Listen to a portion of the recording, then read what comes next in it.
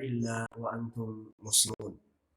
وقال يا أيها الناس اتقوا ربكم الذي خلقكم من نفس واحدة وخلق منها زوجها وبث منهما رجالا كثيرا ونساء واتقوا الله الذي تساءلون به والأرحام إن الله كان عليكم رقيبا. وقال يا أيها الذين آمنوا اتقوا الله وقولوا قولا سديدا يصلح لكم أعمالكم ويغفر لكم ذنوبكم ومن يطع الله ورسوله فقد فاز فوزا عظيما. أما بعد فإن أصدق الحديث كلام الله وخير الهدي هدى محمد صلى الله عليه وسلم وشر الأمور محدثاتها فإن كل محدثة بدعة وكل بدعة ضلالة وكل ضلالة في النار. نسأل الله تعالى السلامة والعافية. Baik, para hadirin dan hadirat, kaum muslimin, kaum muslimat, saudara dan saudariku yang semoga senantiasa rahmat Allah kumpulkan kita di rumah Allah Subhanahu wa taala yang mulia ini dalam rangka talabul ilm, dalam rangka memperdalam, mengkaji ilmu agama Allah Subhanahu wa taala dan sunnah-sunnah Nabi sallallahu alaihi wasallam sesuai dengan pemahaman para salafus saleh. Dan kita bersyukur kepada Allah karena tentunya kita sebentar lagi akan menghadapi bulan suci Ramadan yang sudah ada di hadapan kita bersama-sama, dan insya Allah pada pekan yang akan datang kita akan memulai untuk berpuasa biiznillah. Karena berbahagia, bersukacita datangnya bulan suci Ramadan adalah merupakan tanda keimanan, dan ini adalah da'bus salafus salih, keadaan orang-orang yang saleh sebelum kita semuanya. Mereka sangat senang dan berbahagia ketika bulan suci Ramadan sebentar lagi akan masuk. Dibuktikan di dalam doa-doa mereka sebagaimana diriwayatkan Imam Ibnu Rajab mengatakan qala ba'd as-salafi kanu yad'una Allah sittata ashhurin qabla Ramadan an yuballighuhum Ramadan wa yad'una Allah sittata ashhurin ba'dahu an taqabbalahu Allah minhum. Para salafus saleh itu di antara bukti bahagia, senang dengan bulan suci Ramadan, mereka berdoa 6 bulan sebelum datangnya bulan suci Ramadan. Dan setelah bulan suci Ramadan selesai berdoa 6 bulan lagi agar bagaimana Allah Subhanahu wa taala menerima segala amal ibadahnya di bulan suci Ramadan. Maka ini tidak sampai 6 bulan. Dari sekarang sudah harus kita panjatkan doa kepada Allah agar Allah menyampaikan kita kepada bulan suci Ramadan. Kemudian salawat dan salam tidak lupa kita kirimkan kepada baginda Rasulullah sallallahu alaihi wasallam. Allahumma shalli ala nabiyyina Muhammad wa ala alihi wa ashabihi wa mawalah. Para hadirin dan hadirat, pada kesempatan kali ini kita akan lanjutkan kajian kita kitab Al-Usul Thalatha. Kita masuk pada penafsiran tafsir surat Al-Asr. Yang sebelumnya sudah kita bahas 4 hal yang wajib untuk kita ketahui, di mana Syekh Muhammad Tamim mengatakan yajibu alaina ta'allum 4 masail. Wajib bagi kita untuk mempelajari 4 masalah, 4 perkara. Yang pertama adalah al-ilmu. Pentingnya belajar, pentingnya berilmu. Ilmu tentang apa? Ilmu tentang Allah, ilmu tentang nabinya, ilmu tentang agama. Dan ini sudah mencakup semua sisi-sisi agama yang ada di dalam agama Islam. Mengetahui Allah, mengetahui nabinya, dan mengetahui agama Islam. Dan ini tidak mungkin bisa didapatkan kecuali dengan belajar. Yang kedua yang wajib diketahui adalah al-amalu bih. Beramal setelah berilmu. Karena berilmu saja tidak cukup. Dan kita berilmu untuk beramal. Maka hendaknya kita menjaga amalan-amalan yang telah kita ketahui ilmunya agar benar-benar bermanfaat dan berkah. Dan antara ilmu-ilmu yang bermanfaat adalah ilmu yang diamalkan. Ya. Yang ketiga, wajib untuk kita ketahui adalah berdakwah, menyampaikan. Ya, menyampaikan dan berdakwah kepada yang lainnya. Setelah ilmu, setelah amal, maka kewajiban yang ketiga adalah berdakwah. Sampaikan, ajak saudara-saudari kita yang masih belum memahami perkara-perkara tentang agama. Minimal kalau misalnya Anda belum bagus ilmunya, belum mantap ilmunya, maka ajak dia untuk pergi ke kajian misalnya. Ajak mereka untuk datang ke majelis-majelis ilmu. Yang dengannya dia akan mengetahui perkara-perkara yang ada di dalam agama kita, dalam Al-Quran, dalam hadis sallallahu alaihi wasallam. Kemudian yang keempat, setelah berilmu, setelah beramal, kemudian setelah berdakwah, kewajiban yang keempat yang wajib kita ketahui adalah as-sabru 'ala al-adha. Ya, as-sabru 'ala al-adha, yaitu bersabar terhadap gangguan-gangguan yang ada. Bersabar terhadap cobaan-cobaan yang ada. Sebagaimana sabar itu dibagi menjadi berapa? 3. Sabar di dalam taat kepada Allah, sabar di dalam menjauhi larangan-larangan Allah, dan yang ketiga adalah sabar atas ketentuan dan takdir Allah Subhanahu wa ta'ala. Dan yang keempat-empatnya yang wajib kita ketahui ini semuanya butuh sabar. Ilmu butuh sabar. Orang kalau nggak sabar dalam mencari ilmu, nggak bakal dapat ilmu. Ya, sabar ini adalah salah satu pokok dasar untuk belajar, untuk menuntut ilmu. Dan menuntut ilmu itu butuh waktu. Sebagaimana para salaf ketika ditanya, Imam Ahmad pernah ditanya, wahai Imam, kenapa engkau masih bawa buku? Kenapa engkau masih tenteng-tenteng buku di mana-mana? Sebenarnya sampai kapan itu belajar, kata Imam Ahmad? Sampai mati. Ilal mamat.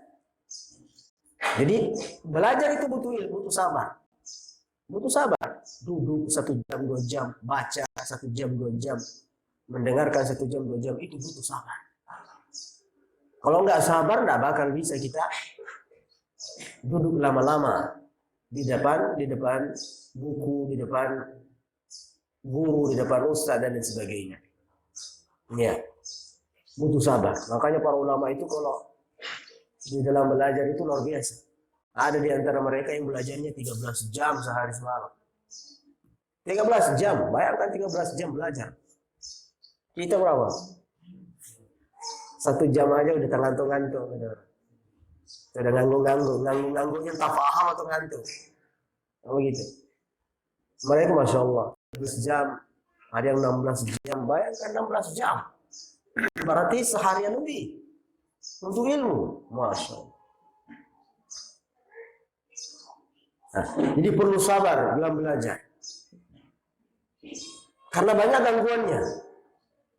Apalagi kita yang punya kesibukan. Kalau orang-orang yang duduk di bangku sekolah, di pesantren, itu masih mungkin. Ya, belajarnya bisa lebih fokus mereka. Makanya sering saya ingatkan kepada santri-santri, antum kalau nggak belajar sekarang, kapan lagi mau belajar?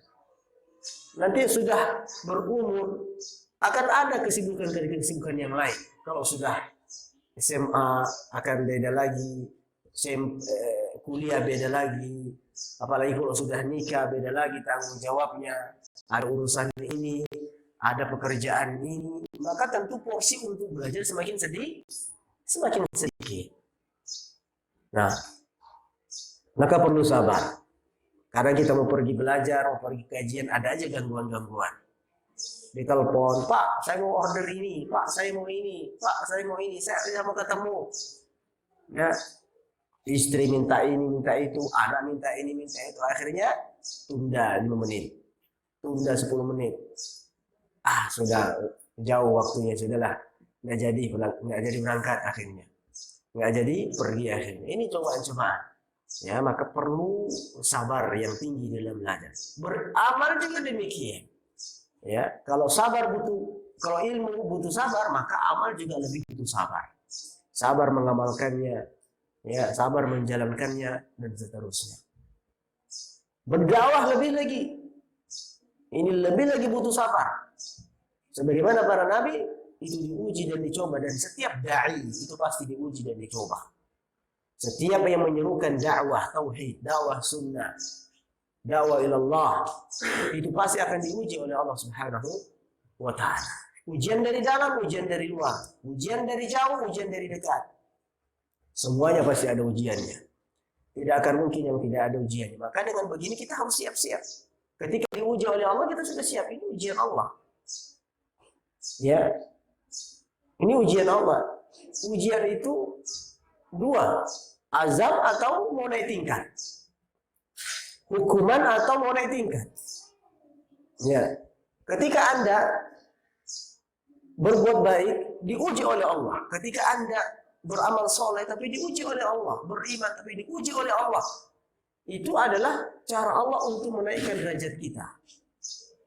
Cara Allah untuk menaikkan derajat manusia. Ahasiban nasu an yutraku an yaqulu amanna wa hum la yuftanun. Apakah manusia itu mengira bahwasanya mereka dibiarkan mengatakan saya beriman kepada Allah, kemudian mereka tidak diuji? Tidak mungkin, pasti diuji. Ini kabar gembira buat kita semuanya. Jadi kalau diuji, jangan langsung menggerutu, jangan langsung mengeluh. Ini barangkali ujian Allah untuk mengangkat derajat saya. Karena yang biasanya kalau memang mau bagus itu kan selalu diuji, selalu dibentur-benturkan. Kan begitu, Pak. Contohnya apa misalnya? Bikin kue kan biasa dipukul-pukul dulu. Baru jadi, ya nggak sih? Hah? Gandumnya dikebukin lagi, dibantai lagi. Akhirnya jadi nggak? Nah kalau nggak dipukul, nggak bisa jadi dia, Pak. Maka istilah semakin dibenturkan, semakin berbentuk. Gitu apa ya? Semakin dibentur, semakin berbentuk. Contohnya apa? Besi misalnya. Tukang besi misalnya. Pandai besi. Besinya dipukul atau tidak? Biar berbentuk pedang, biar berbentuk pisau, parang. Itu dipukul atau tidak?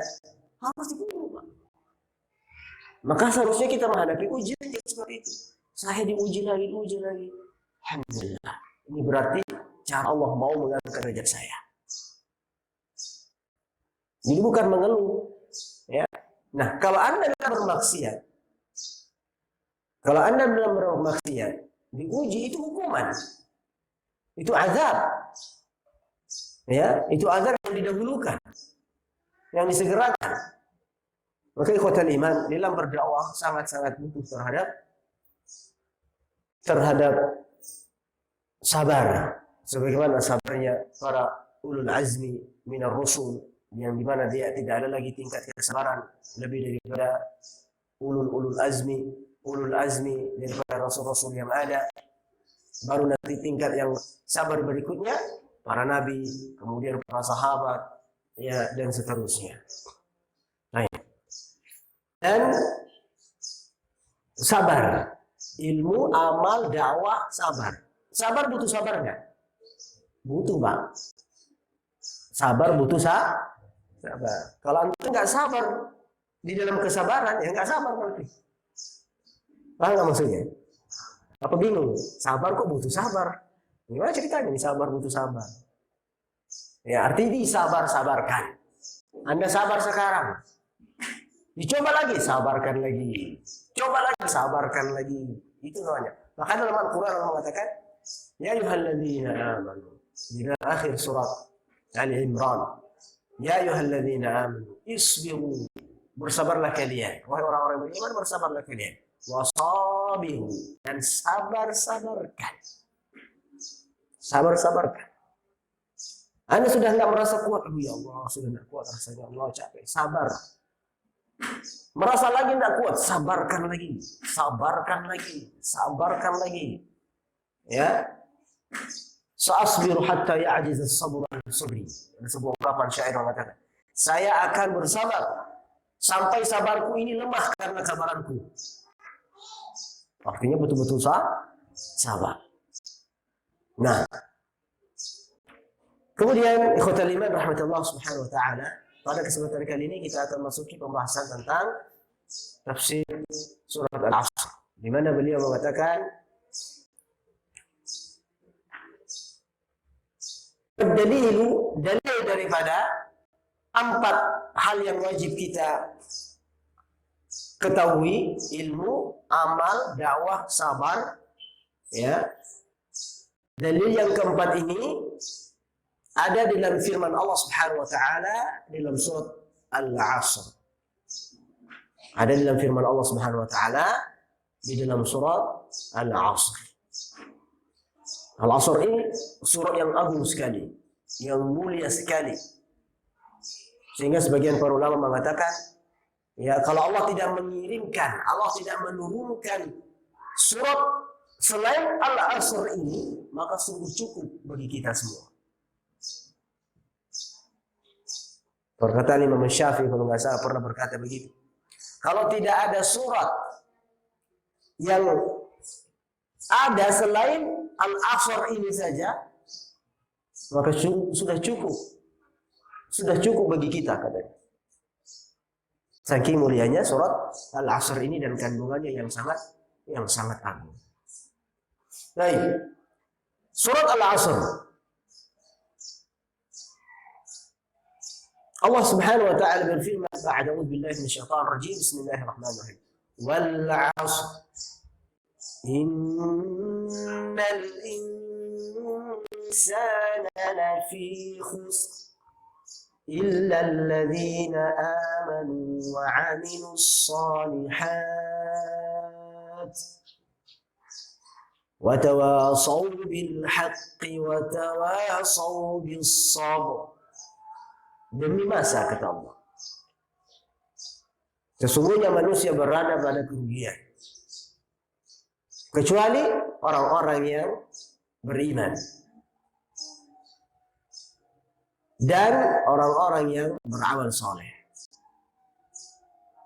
dan orang-orang yang berwasiat kepada kebaikan, saling menasihati, wa tawasaw bil haqqi wa tawasaw bis sabr, dan saling menasihatkan untuk bersabar. Jadi 4 hal yang wajib kita ketahui, dalilnya ada dalam surat Al-Asr ini.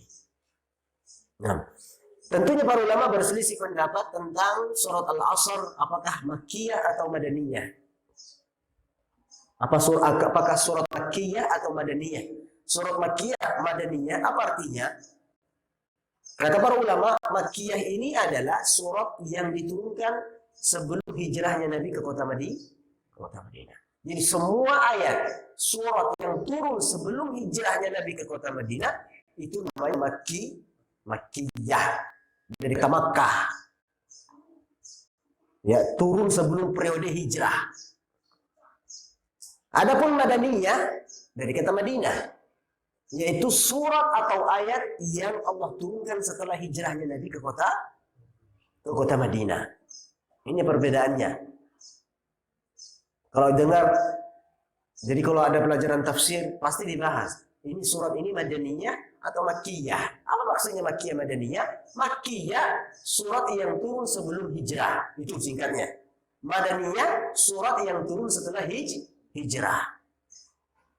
Kenapa dibedakan? Supaya kita tahu konteksnya, isinya apa. Karena Makkiyah, Madaniyah itu biasanya khitabnya berbeda, isinya berbeda.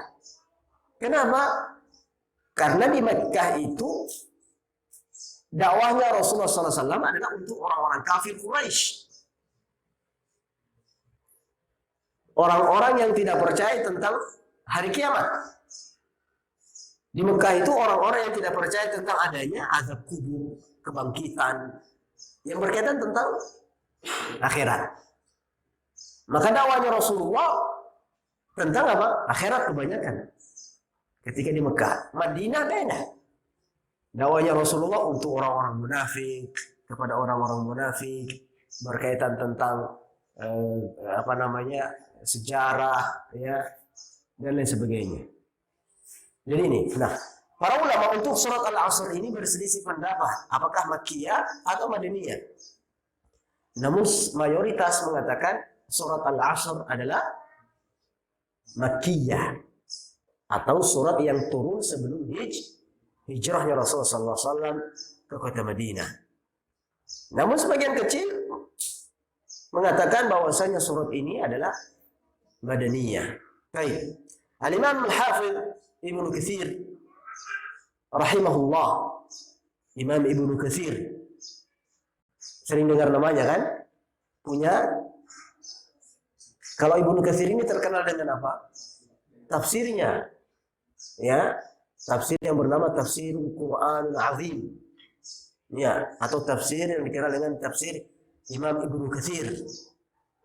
Ya, orang-orang yang belajar tentang Al-Quran itu wajib punya imam tafsir ini. Dan beliau ini Masya Allah, ilmu tentang tafsirnya luar biasa. Termasuk ulama yang mampu menafsirkan Al-Quran dengan Al-Quran. Jadi Al-Quran itu ditafsirkan dengan Al-Quran. Karena penafsiran itu ada 4 macam.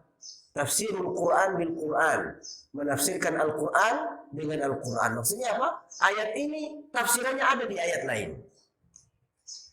Itu yang pertama. Dan ini tingkat tafsir yang paling tinggi. Tafsir Al-Quran dengan Al-Quran. Masya Allah.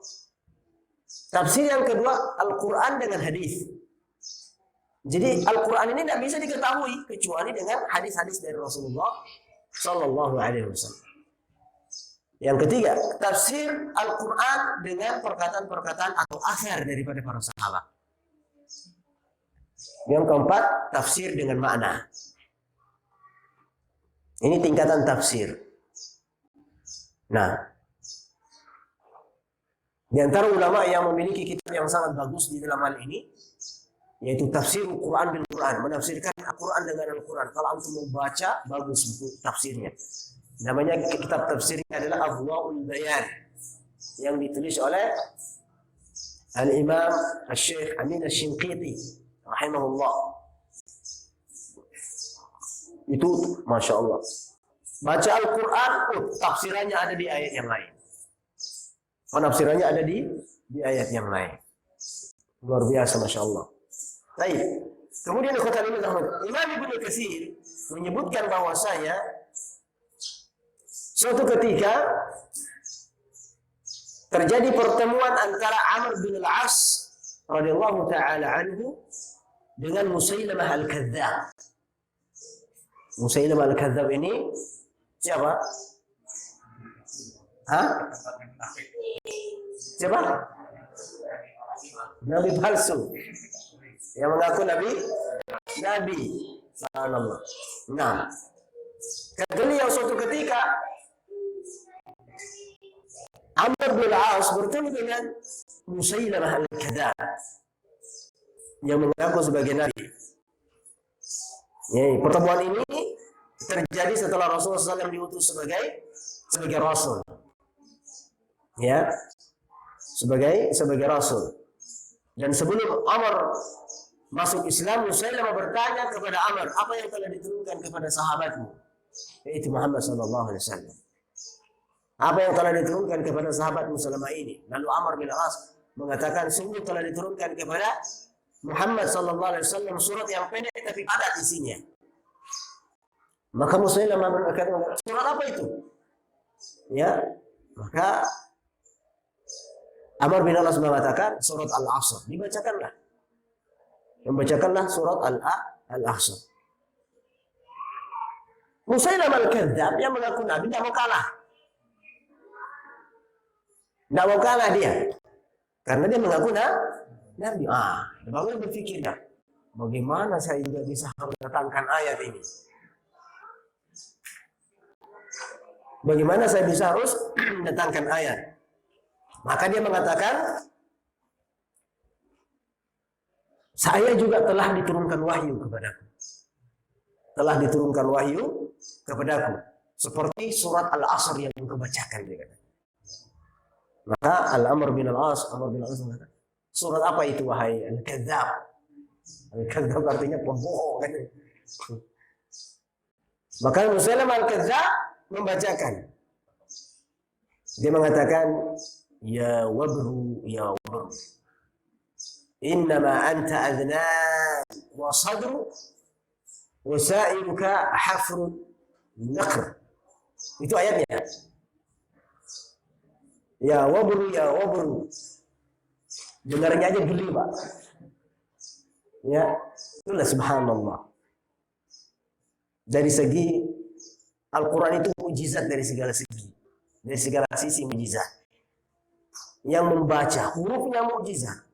Semuanya. Kita dengar pun pendengar kita nggak terima selain Al-Quran itu. Al-Quran kan ketika didengar pasti enak gitu. Nyaman. Dan urutan-urutan yang ada dalam ayat Al-Quran itu luar biasa indah dan tinggi sastranya. Tidak ada yang bisa menyaingi satupun. Mana? Datangkan semua sastrawan Arab, ahli ilmu bahasa Arab. Suruh buat seperti Al-Quran. Mau 1000, mau 1.000.000 pasti mereka akan lemah. Nggak akan bisa. Dan di antara mujizatnya pasti beda. Auranya itu beda. Mendengarnya itu pasti bisa kita nalar. Ini nggak enak didengar ini. Nggak enak didengar. Kalau misalnya orang kafir diperdengarkan, yang satunya syair Arab, yang satunya ayat Al-Quran, pasti mereka akan mengatakan, kok ini beda ya, enak didengar gitu ya. Karena itu adalah ayat Al-Quranul Karim, Allah Subhanahu wa Ta'ala yang berfirman. Maka Musailamah al-Kadzdzab berkata, ya wabru, innama anta udhunan. Ya, innama anta udhunan wa sadrun wa sa'id hafrun naqr. Yang artinya, wahai marmut, wahai marmut, sesungguhnya kamu itu cuma ada 2 telinga. Ya, terdiri 2 telinga dan dada, dan di sisi tubuhmu adalah lubang bolong. Subhanallah. Kemudian Musailamah berkata, bagaimana pendapat Muhammad tentang wahyu yang turun sama saya ini? Kata Amr bin As menjawab, wallahi innaka la ta'lamu anni a'lamu annaka takdzib. Kata Amr bin As, demi Allah, engkau pasti tahu bahwa aku telah, atau bahwa aku tahu engkau ini sedang berdusta. Artinya, Musailamah al-Kadzdzab, aku nggak perlu jawab. Kamu tuh sudah tahu bahwasanya saya akan mengatakan kamu bohong gitu. Kamu itu berdusta dalam hal ini. Kata Amr bin As. Maka Imam At-Tabrani juga menyebutkan dalam riwayat dari Abdullah bin Hafs Abu Madinah, dia berkata, kana ar-rajulani min ashabi Nabi sallallahu alaihi wasallam idza iltaqaya lam yaftariqa hatta yaqra ahaduhuma 'ala al-akhar wal 'asr innal insana lafi khusr thumma yusallim ahaduhuma 'ala al-akhar. Kata beliau, apabila 2 orang dari sahabat Nabi bertemu, maka tidak akan berpisah hingga salah satunya di antara keduanya membacakan surat Al-Asr sampai akhir untuk yang lainnya. Kemudian salah satu di antara mereka memberi salam kepada yang lainnya. Nah, maka kita katakan tadi, surat Al-Asr ini memiliki kedudukan khusus di antara surat-surat yang lainnya. Ya, sehingga Imam Syafi'i mengatakan, "Lau tadabbarun nasu hadhihi surah la wasi'atuhum." Imam Syafi'i mengatakan, "Lau tadabbarun nasu hadhihi surah la wasi'atuhum." Seandainya manusia mentadabburi surat ini, yaitu surat Al-Asr, maka cukup bagi mereka. Cukup bagi mereka. Nah, kemudian ikhwatal iman rahmatullah subhanahu wa ta'ala. Jadi dalam surat ini menjelaskan tentang semua manusia itu rugi, Pak. Rugi manusia itu.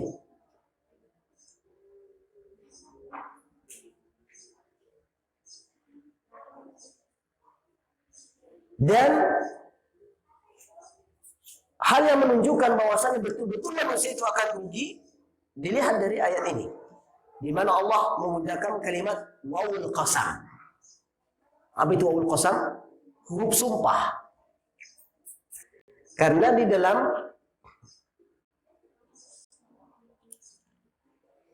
syariat kita huruf sumpah itu ada 3. Kalau bahasa Arab ya, huruf sumpah itu ada 3. Huruf apa itu? Waw, ta, dan ba. Makanya orang bilang wallahi. Kami itu. Kalau orang bersumpah wallahi demi Allah. Ya. Atau bisa menggunakan huruf ta, tallahi. Tapi selama ini kan yang kita kenal cuma waw saja. Jarang kita dengar huruf tallahi. Apa nih tallahi? Padahal boleh, sama. Atau dengan kalimat ba, billahi. Sama, waw, ta, dan ba. Tapi jangan ngarang-ngarang, huruf-huruf lain juga dikasih. Tadi Ustaz ada 3 huruf, kalau ditambah 10 boleh nggak? Yang apa? Huruf apa misalnya? Huruf dal misalnya. Dallahi. Nggak boleh. Ya, yang pentingnya belajar ini. Dallahi bukan huruf sumpah. Nggak boleh. Nah, kalau di dalam bahasa kita, apa kalimatnya? Demi. Aku bersumpah demi siapa? Ya, hati-hati, maka demi ini biasanya kalau itu kalimat sumpah, tidak boleh kita bersumpah kepada selain nama Allah. Man kana halifan, kata Rasulullah, falyahlif billah. Siapa yang mau bersumpah maka hendaknya dia bersumpah atas nama Allah. Tidak boleh demi siapa misalnya, demi pohon misalnya. Demi dia bersumpah misalnya demi penunggu fulan, haram, ini syirik. Kata Rasulullah SAW, man halafa bi ghairillahi faqad asyrak. Siapa yang bersumpah selain nama Allah, dia telah berbuat syirik. Makanya kaidahnya makhluk, seorang hamba tidak boleh bersumpah kecuali pada Allah. Bersumpah pada makhluknya tidak boleh. Tapi bagi Allah boleh. Ya, sedang Allah kan. Allah yang punya makhluk. Makanya di sini Allah mengatakan wal asri. Demi masa. Demi waktu. Nah, kemudian yang menunjukkan manusia itu betul-betul rugi, ada kalimat berikutnya. Ayat berikutnya apa? Innal insana lafi khusr. Inna, apa artinya inna? Sesungguhnya. Inna ini termasuk adwatu taukid kalau dalam bahasa Arab. Dalam ilmu nahwu itu inna ini min adwati taukid. Inna ini adalah salah satu bentuk penekanan. Betul, sungguh. Artinya apa? Sungguh. Sungguh gitu kan. Kalau sungguh apa artinya? Ditekankan atau tidak? Artinya kalau orang yang sungguh. Arti betul-betul dia bilang sungguh. Innal insana. Coba lihat, sudah ada beberapa penekanan. Dimulai dengan kalimat wal asr. Wow, sumpah. Inna, sesungguhnya. 2 sudah penekanannya. Insana lafi. Ada kalimat, ada huruf lam di situ. Padahal kalau misalnya tidak ada huruf lam, maknanya juga sudah betul. Sesungguhnya manusia, misalnya innal insana fi khusrin. Betul sudah. Fi khusrin. Ini artinya apa? Di dalam. Khusrin, kerugian. Tapi ditambah huruf lam. Lam di sini apa artinya? Lam di sini juga termasuk lam taukid. Lam penekanan. Kalau dalam bahasa Arab, Pak. Ya, lam taukid itu adalah lam penekanan. Seperti halnya di dalam surat Al-Baqarah. Lanabluwannakum. Betul-betul kami akan uji kalian. Tuh, kami gitu. Maka di sini tambah lam. Maka lam ini juga termasuk penekanan. Coba lihat, berapa sudah penekanannya? Bahwasanya manusia itu betul-betul rugi. Ini kan sudah. Bahkan apa kata para ulama? Ya, di mana bentuk kenakan-kenakannya? Kata khusrinnya. Rugi di situ. Artinya semua mencakup. Apapun Anda itu rugi. Dalam hal apapun Anda itu rugi. Manusia itu rugi. Nah.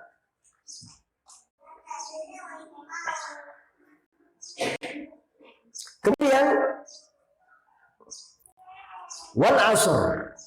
Wal asr di sini ada dua yang mengartikan, para ulama menafsirkan. Ada yang mengatakan pengertiannya adalah waktu.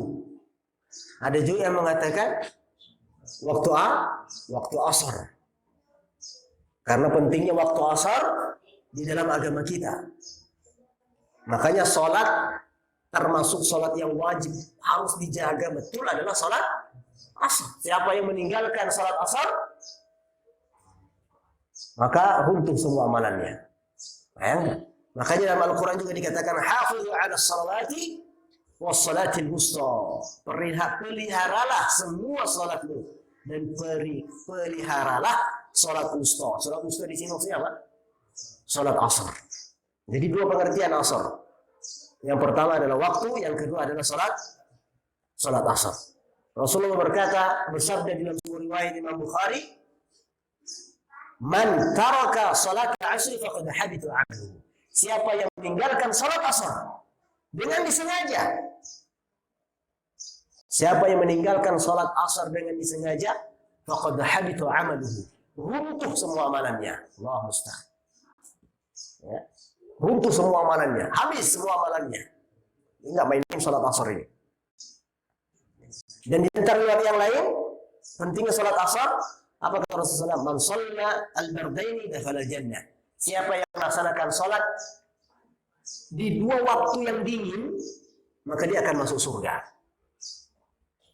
Waktu dingin ini kapan maksudnya? Nah.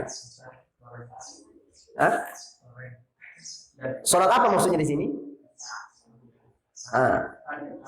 Di sini fajar, di sini isya. Ikhtilafal ulama.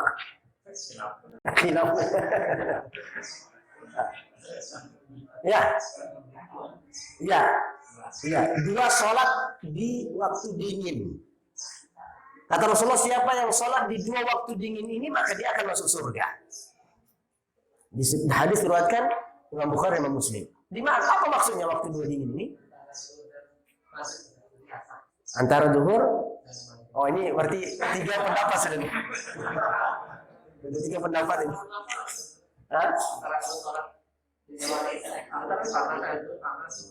Bukan antara dua sholat, dua waktu sholat. Ya. Subuh dan asar. Subuh dan asar. Asar, Pak. Asar dan subuh. Kenapa? Kok dibilang waktu dingin? Karena kalau sholat subuh kan cuaca masih dingin. Biasanya kadang kita mau justru ke masjid pakai jaket misalnya. Kalau di sini Jambi termasuk panas lah ya. Ya, jarang kita pakai jaket meskipun dingin hujan biasa masih dingin. Tapi memang dingin daripada yang lain. Betul tidak? Ya. Zuhur sudah panas kita sholatnya. Ya, maghrib masih ada sisa-sisa panasnya. Isya juga demikian. Artinya subuh itu lebih dingin daripada yang lainnya karena matahari belum muncul. Waktu yang kedua yang dimaksud dingin apa? Salat asar. Kenapa salat asar? Karena matahari sudah mulai mendingin. Nah, ini maksudnya. Jadi menafsirkan itu jangan menafsirkan sendiri, Pak. Kita harus menafsirkan sesuai dengan penafsiran para ulama. Nah, kan Isya lebih dingin, Ustaz, daripada asar. Ya, itu pendapat kamu. Tapi tidak boleh kita tafsirkan demikian. Karena para sahabat ya menafsirkan maksudnya dua salat dingin di sini adalah salat asar dan salat subuh. Nah, jadi yang apa? Sebagian pendapat ulama mengatakan al-asr di sini artinya waktu. Ya. Namun jumhur ulama berpendapat bahwasanya al-asr yang dimaksudkan di sini adalah masa, demi waktu.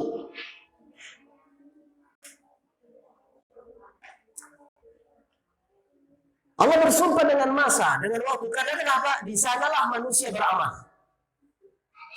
Di dalam waktu itulah manusia beramal. Tempat di mana manusia akan mendapatkan keberuntungan atau bahkan sebaliknya, mendapatkan kerugian. Yang beruntung orang-orang yang beriman dan beramal soleh, saling menasihati terhadap kebaikan dan menasihati terhadap kesabaran. Dan akan rugi jika lalai, tidak beriman, tidak beramal soleh, dan seterusnya. Nah, ayat yang kedua, innal insana lafi khusr. Sesungguhnya manusia berada dalam kerugian. Kita sudah jelaskan tadi, ini betul-betul penekanan manusia itu rugi. Manusia itu rugi. Ya.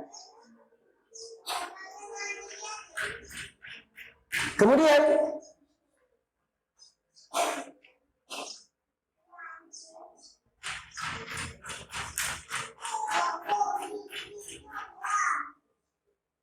para ulama seperti Tahir bin Ashur mengatakan bahwasanya makna yang terkandung padanya ada dua kemungkinan, yaitu kalimat khusr. Apa artinya khusr? Rugi. Khasira yakhsaru. Rugi. Makanya dalam Al-Quran sering kita dengarkan minal khasirin. Artinya apa artinya minal khasirin? Dari golongan orang-orang yang merugi. Nah, kalimat khusr di sini, kalimat rugi di sini ada dua makna. Yang pertama adalah litanwi', yang kedua adalah lita'zim. Litanwi' di sini artinya maknanya adalah bahwasanya rugi di sini semua jenis, rugi dalam semua hal. Jadi bukan hanya rugi satu.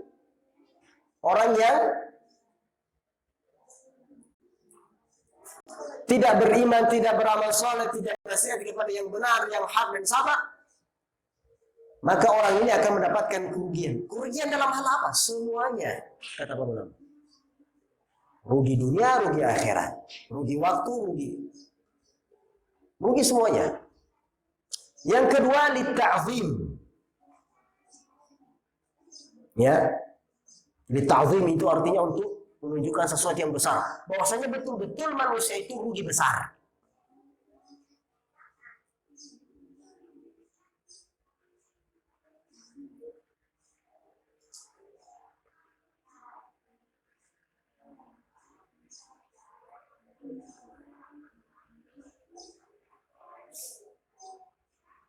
Kemudian al-insan di sini, innal insana, ulama juga berbeda pendapat. Sesungguhnya manusia yang seperti apa yang rugi? Ya, manusia seperti apa yang rugi? Apakah manusia tertentu saja atau mencakup seluruh manusia? Ya.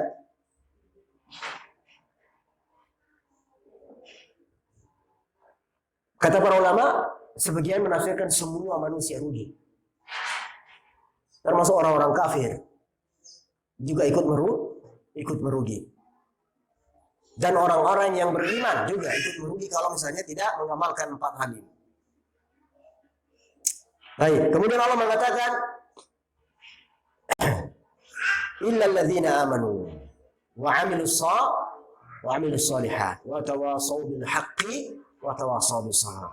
Kecuali orang yang beriman, mengerjakan kebajikan, beramal soleh maksudnya, menasihati untuk kebenaran dan menasihati dalam kesabaran. Jadi 4 sifat ini bisa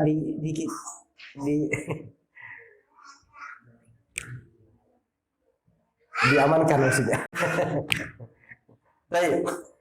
Jadi di dalam surat ini 4 sifat yang bisa menyelamatkan manusia dari kerugian. Yang pertama apa? Iman. Intinya di iman. Harus beriman dulu, Pak. Sehingga semua amal soleh bisa diterima. Tanpa iman tidak ada artinya. Pokok dasar adalah iman. Tanpa iman, sebanyak apapun amal soleh tidak ada artinya. Orang kafir kalau misalnya beramal soleh, orang kafir kalau beramal soleh, sebanyak apapun amal solehnya tidak akan ada artinya. Kalau dia tidak beriman kepada Allah Subhanahu wa Ta'ala.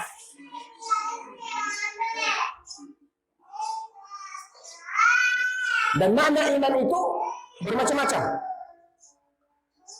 Iman itu pengertiannya bermacam-macam. Ya. Ada yang mengatakan bahwasanya iman itu adalah meyakini terhadap hal-hal yang gaib. Ini pengertian iman. Di antaranya adalah meyakini sesuatu hal yang gaib. Namun jika mutlakkan makna iman, maka mencakup seluruh perkara di dalam syariat kita. Bukan hanya yang gaib saja. Tapi secara sempit makna iman itu adalah meyakini sesuatu yang gaib. Makanya butuh iman. Karena orang-orang ini biasanya ada yang tidak mau percaya terhadap yang tidak ada. Dia maunya yang rasional saja. Yang nyata-nyata sajalah katanya. Makanya banyak yang tidak percaya tentang alam kubur. Karena tidak nampak. Sehingga kadang orang, mana azab kubur? Coba gali kuburannya itu. Terazab nggak dia itu? Dia nggak percaya. Nah, maka di sini butuh iman. Karena itu perkara gaib. Itu makna iman secara sempit. Yaitu meyakini sesuatu yang gaib. Tapi secara umum, ya, secara mutlak, makna iman adalah mencakup seluruh perkara yang ada dalam syariat kita. Dan iman itu bertingkat-tingkat, bermacam-macam. Sebagaimana sabda Rasulullah dalam sebuah riwayat Imam Muslim, al-imanu bid'un wa sab'una atau bid'un wa sittuna syu'bah. Iman itu ada 70 atau ada 60 tingkatan. Ya. Iman itu ada sekitar 70 cabang. Fa'afdhaluha qaulu la ilaha illallah. Tingkat iman yang paling tinggi adalah la ilaha illallah. Dan yang paling rendah wa adnaha imatatul adza 'anit tariq. Menyingkirkan duri yang ada di jalan. Jadi berbuat baik di sini maksudnya. Ya, menyingkirkan duri yang ada di jalan. Wal haya'u syu'batun minal iman. Dan malu sebagian daripada iman. Malu sebagian daripada iman. Kita malu bermaksiat. Kenapa? Karena ada iman di situ. Berarti ada iman.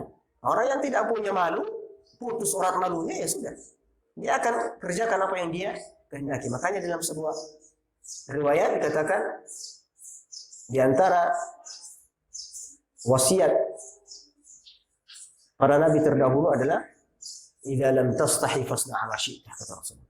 Apabila engkau sudah tidak punya rasa malu, maka kerjakan sesukamu. Apa yang kamu inginkan, kerjakan.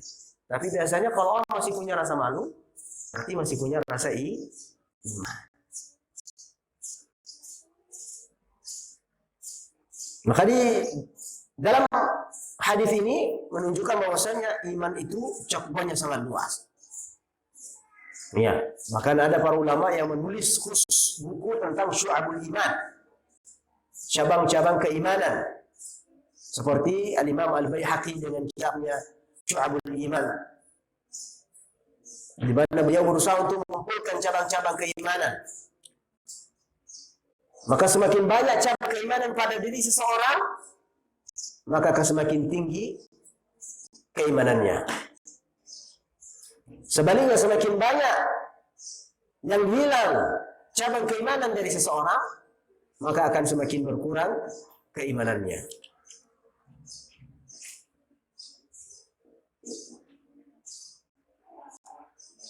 Berdasarkan dalam hadis ini juga,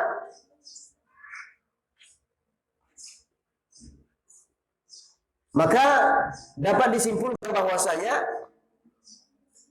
iman mencakup amalan jawarih. Iman itu mencakup perbuatan anggota tubuh. Contoh sholat, ya, berzikir.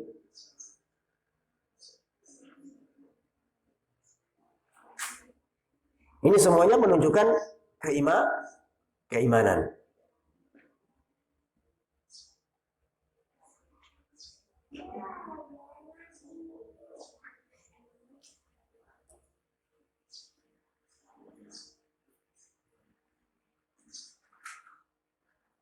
Jadi iman itu cakupannya banyak. Baik yang gaib ataupun yang nyata. Namun kalau disebutkan secara khusus maka iman itu berkaitan tentang yang gaib saja. Tapi kalau secara luas, secara mutlak, maka iman itu termasuk amal soleh, itu juga termasuk iman.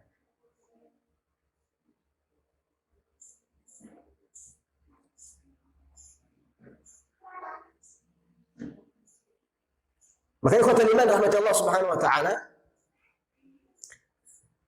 maka mengimani sesuatu yang gaib akan menjadi pembeda antara orang mukmin dengan orang kafir. Pembedanya antara kafir dan mukmin adalah iman mereka terhadap perkara-perkara yang gaib. Karena seandainya perkara-perkara yang dituntut untuk diimani ya bisa dilihat oleh mata, niscaya orang-orang kafir semuanya akan beriman. Ya.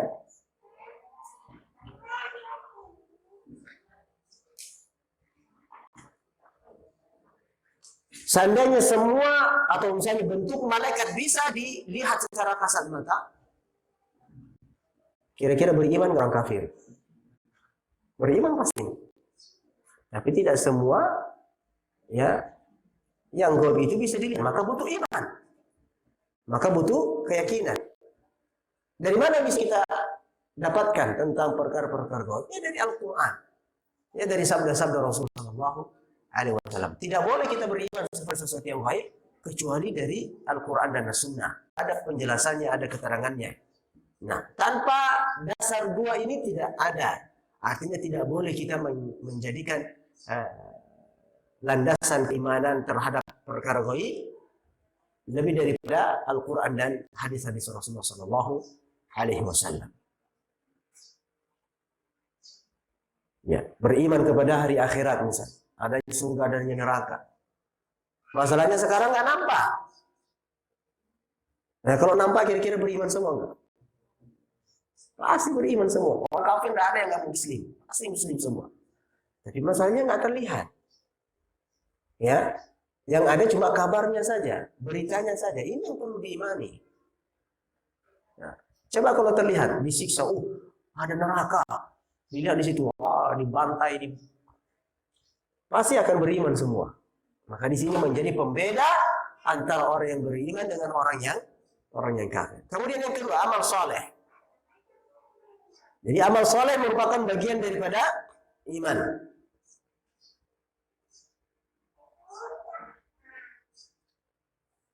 Amal soleh sebagian daripada keimanan. Sebagaimana ayat sebelumnya bahwasanya keimanan mencakup seluruh perkara syariat dan termasuk di dalamnya adalah amal-amal soleh.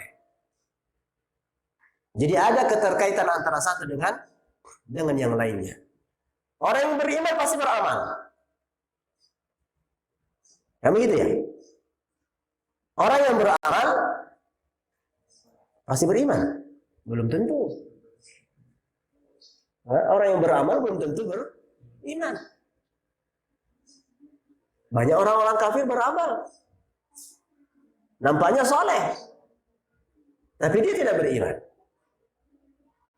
Ada orang-orang yang sholat tapi tidak ada iman. Justru munafik dia. Orang-orang munafik bisa dikatakan beriman. Tidak beriman dia, Pak. Tapi beramal soleh atau tidak? Beramal soleh.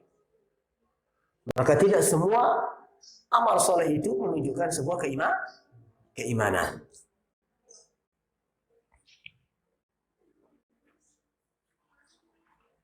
Kenapa Allah Subhanahu wa taala mengkhususkan penyebutan amal soleh? Karena amal soleh merupakan perkara yang sangat penting, yang harus diberi perhatian khusus. Sebagaimana Allah Subhanahu wa taala berfirman tentang salat asar tadi. Ya, jaga salatmu dan salat al-wusta.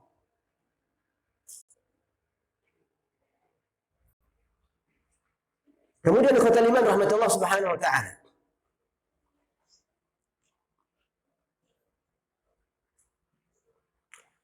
Kemudian para ulama menyimpulkan bahwasanya suatu amalan tidak akan dikatakan sebagai amalan yang saleh kecuali memenuhi dua syarat.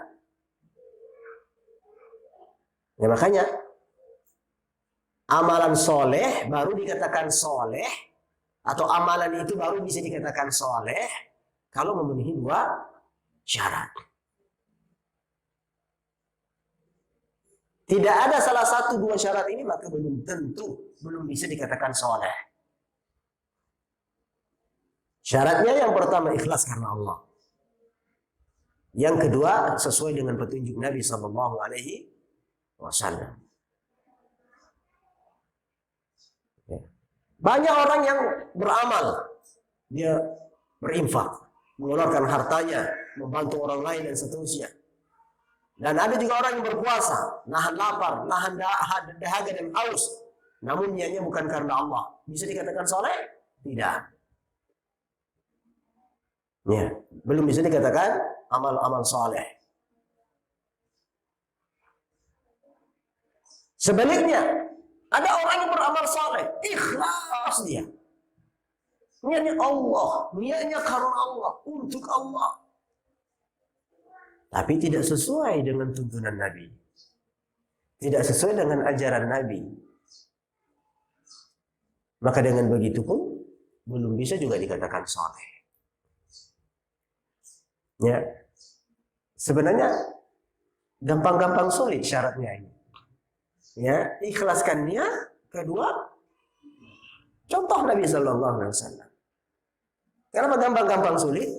Gampang-gampang, ya maksudnya adalah ikuti aja Nabi saja. Gampang atau tidak? Gampang, Pak. Apa yang repot ikuti banyak orang ini nggak jelas kok. Ya, tidak ada patokannya. Kan repot. Si Fulan bilang A, B begini amalannya. Akan bingung. C beda lagi. Kan kamu bingung. Coba patokan itu cuma satu muara saja, satu tempat saja, sesuai dengan amalan Nabi. Yang dicontohkan kerjakannya, kan contohkan, nggak usah kerjakan, nggak usah repot-repot. Gampang atau tidak? Gampang. Ya, krisis guru. Ya, daripada contoh kerjakan ini, kerjakan itu, yang di tempat lain beda lagi, di tempat sini beda lagi. Bingung nggak atau tidak? Bingung. Maka selamat itu contohin Nabi. Gampang-gampang, sulit. Sulitnya di mana? Ikhlas. Ikhlas mudah atau tidak? Mudah bagi yang Allah mudahkan. Mudah bagi yang Allah mudahkan. Dan sulit. Wallahi sulit ikhlas itu. Demi Allah sulit. Maka minta selalu ikhlas karena Allah beramal. Saking sulitnya Sufyan Ats-Tsauri rahimahullah mengatakan, "Ma'alajtu syai'an ashaddu 'alayya min niyyati." Aku tidak pernah bisa mengobati sesuatu yang lebih sulit bagiku lebih daripada niatku. Ya, sakit apa bisa diobati? Gampang obati. Sakit mata teteskan air misalnya. Obatin apa misalnya? Sakit kepala, minum podrek. Sakit flu, minum Sanaflu. Obat luka, jahe dan seterusnya. Gampang diobati. Kata beliau, yang satu ini sulit untuk saya obati. Apa itu? Niat. Kenapa susah? Yataqallab, berubah-ubah. Sekarang ikhlas. Beranjak dari rumah, lillahi ta'ala. Berangkat. Mana? Ke kajian. Ketemu teman di jalan. Kemana? Oh, kajian. Oh, dalam hatinya muncul. Inilah saya pergi kajian. Kamu Dunia aja terus. Nggak ikhlas lagi, Pak. Cobaannya banyak. Saya bilang tadi gampang-gampang sorry. Maka minta selalu sama Allah. Ikhlaskan niat sama Allah. Ya Allah, karuniakan kepadaku keikhlasan. Terima semua amal-amalku ya Allah. Ikhlas karenamu. Jangan lupa ini. Karena apa artinya sebuah amalan sebanyak-banyak pun tidak akan diterima kalau tidak ikhlas karena Allah Subhanahu wa taala. Kemudian kalimat rahmat Allah Subhanahu wa taala. Yang ketiga adalah saling menasihati dalam kebenaran. Maksudnya di sini adalah amar ma'ruf nahi munkar. Atau dalam istilah lain berdakwah. Makanya di dalam berdakwah itu bukan hanya sekedar amar ma'ruf. Bukan hanya sekedar perintahkan sholat, perintahkan puasa, tapi harus ada juga apa? Nahi munkar, mencegah kemungkaran. Ya. Jadi dakwah itu jangan hanya ayo sholat, ayo sedekah, infak, sedekah, salawatin saja kamu dapat. Kamu akan dapat pulang. Anda mau mobil, salawatin saja. Anda mau itu sedekah banyak-banyak. Dakwah begitu aja, Pak. Dakwah itu harus ada nahi munkar. Jangan berbuat syirik. Ini perbuatan syirik, tidak boleh. Ini konsep dakwah seperti itu. Jadi ada amar ma'ruf dan ada nahi. Allah berfirman, "Kuntum khairu ummatin ukhrijat lin-nas." Kalian adalah sebaik-baik umat yang Allah utus di muka bumi ini. Ta'muruna bil ma'ruf. Kapan bisa menjadi sebaik-baik manusia, sebaik-baik umat? Ketika kalian merintahkan kepada yang ma'ruf dan mencegah daripada yang mungkar. Menegakkan amar ma'ruf, mencegah daripada kemungkaran. Itu baru bisa jadi sebaik-baik umat. Makanya dakwah salaf ini kena semua. Memerintahkan kepada yang baik, melarang untuk berbuat buruk. Ya, jadi dakwah itu bukan hanya ayolah sholat, ya, ajak orang sholat, ajak orang puasa. Bagus memang. Cukup atau tidak? Belum. Karena harus ada nahi munkar. Pak, ini syirik Pak, nggak boleh. Ini bid'ah Pak, nggak boleh. Apa gitu? Nah, makna kandungan ayat ini adalah saling menasihati dalam kebenaran, yaitu beramar ma'ruf dan nahi munkar. Dan itu pun termasuk daripada amal soleh. Maka amar ma'ruf nahi munkar ini sepatutnya menjadi sebuah perhatian khusus di antara amalan-amalan yang lainnya. Ya, agar seseorang ketika telah melakukan amal soleh tidak lantas merasa selamat, padahal dia belum melakukan amar ma'ruf nahi munkar. Nah, oleh karenanya hendaknya seseorang muslim apabila dia beramal soleh, maka dia lanjutkan dengan amalannya dengan mengingatkan, menasehati saudara-saudara yang lainnya. Jika melihat saudaranya terjatuh, dia tarik, dia tahan, ya, dia selamatkan. Jika melihat saudaranya tergelincir, dia nasihati, dia tegur, mengajak kepada kebaikan. Nah, itu adalah jalan keselamatan. Makanya ikhwatal iman yang maksud di sini juga artinya berdakwah. Kemudian ikhwatal iman rahmatullah subhanahu wa ta'ala,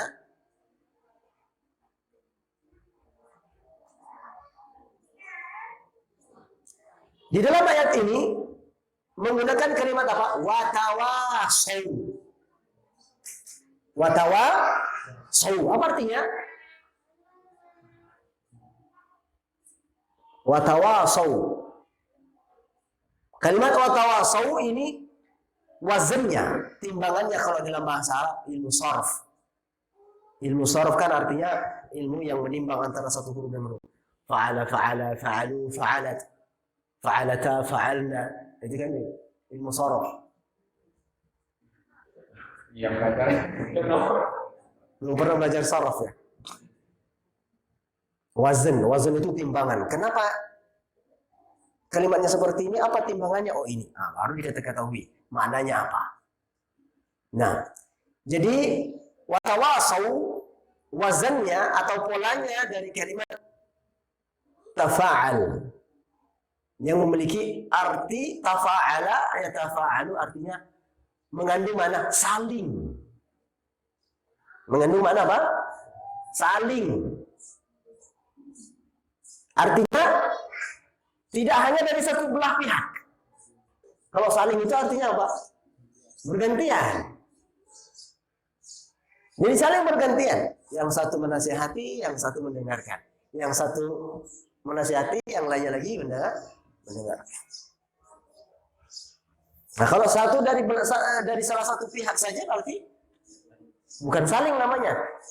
Tapi apa artinya? Ya. Bukan saling berarti. Sendiri berarti cuma. Ya. Dan ini tidak sesuai dengan makna kalimat watawasau. Maka watawasau bil haqqi ya artinya saling menasihatkan kepada yang benar.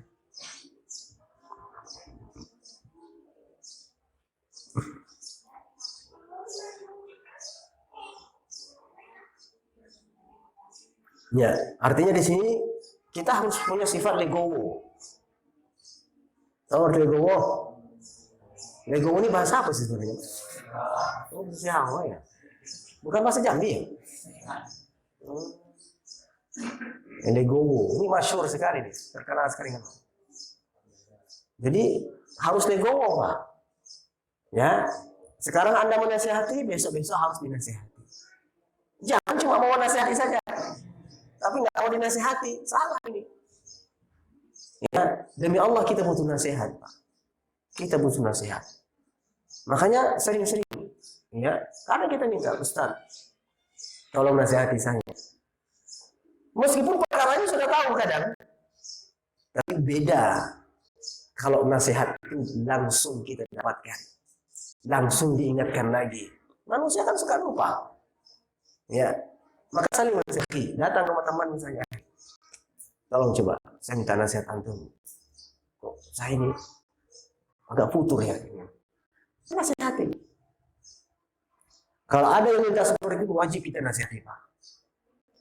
Wajib kita nasihati.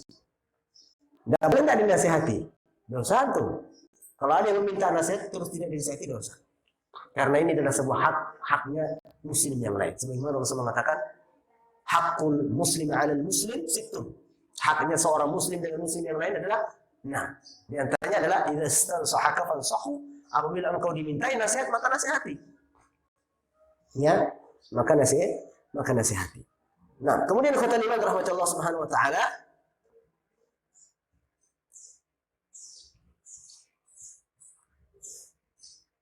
namun itulah kadang kita di zaman seperti ini banyak orang yang melalaikan dalam hal nasihat. Ya, banyak kaum muslimin yang enggan menasihati saudaranya yang lain ketika terjerumus dalam kesalahan.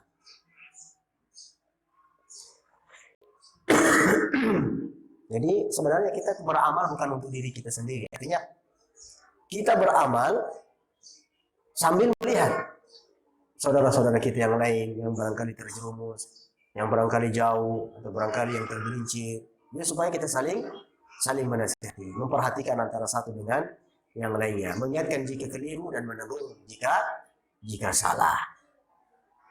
Kemudian yang keempat, saling menasihati dalam kesabaran.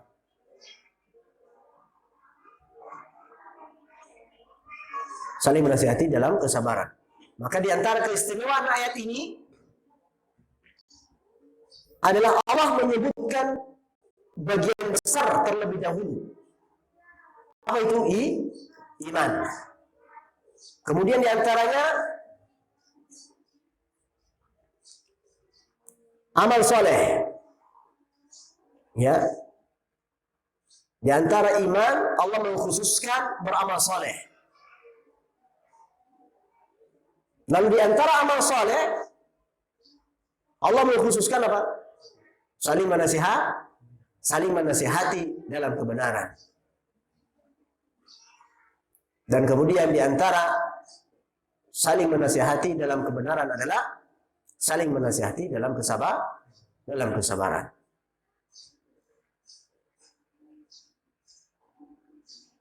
Dan di dalam ayat potongan terakhir ini Allah memerintahkan untuk kita saling menasihati dalam kesabaran. Sabar.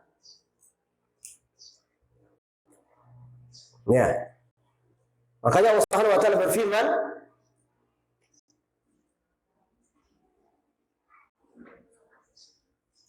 Ya bani atau ya bunayya. Sebagaimana dalam surat Luqman ayat 17. Di mana Luqman al-Hakim pernah menasihati anaknya, kata beliau, Ya bunayya, wahai anakku, aqimus salata wa'mur bil ma'ruf. Dirikanlah salat dan suruhlah manusia mengerjakan yang baik. Wanha 'anil munkar, dan cegahlah mereka dari perbuatan yang munkar. Wasbir 'ala ma asabak, dan bersabarlah terhadap apa yang menimpamu. Inna dzalika min azmil umur. Semuanya yang demikian itu adalah hal-hal yang diwajibkan oleh Allah Subhanahu wa taala. Maka ikhwatal iman, bagi yang terjun di medan dakwah, maka harus siap menerima segala kritik, bahkan gangguan-gangguan. Semua kritik, gangguan-gangguan harus siap sebelum kita terjun di medan dakwah. Terjun beramal saleh, berbuat baik. Karena dari semua sisi pasti ada yang benci, ada yang suka. Berbuat buruk pasti ada yang suka. Betul tidak? Siapa yang suka? Ya kawannya. Yang berbuat buruk yang suka pasti. Yang benci banyak. Orang-orang baik pasti membenci orang yang berbuat buruk. Orang berbuat baik juga demikian. Tidak mungkin semua senang. Siapa yang senang? Yang sekufu lah. Yang sesama orang-orang baik. Siapa yang benci? Ya orang-orang buruk. Maka tidak akan pernah selamat orang itu lah dari sebuah cercaan. Ya.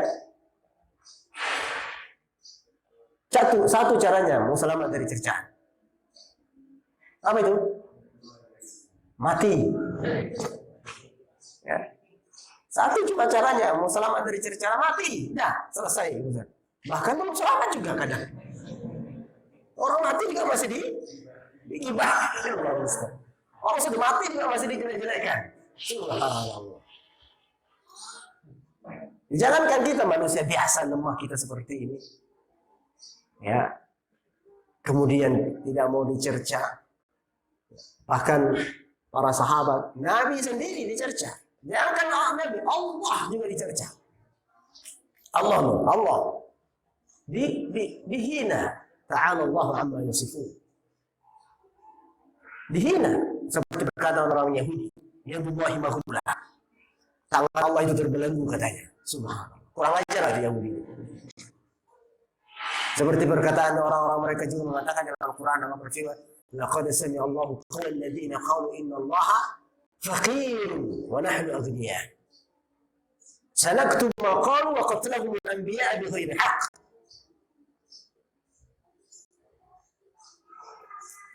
Wa naqulu dhuqu 'adzabal hariq. Mereka mengatakan apa?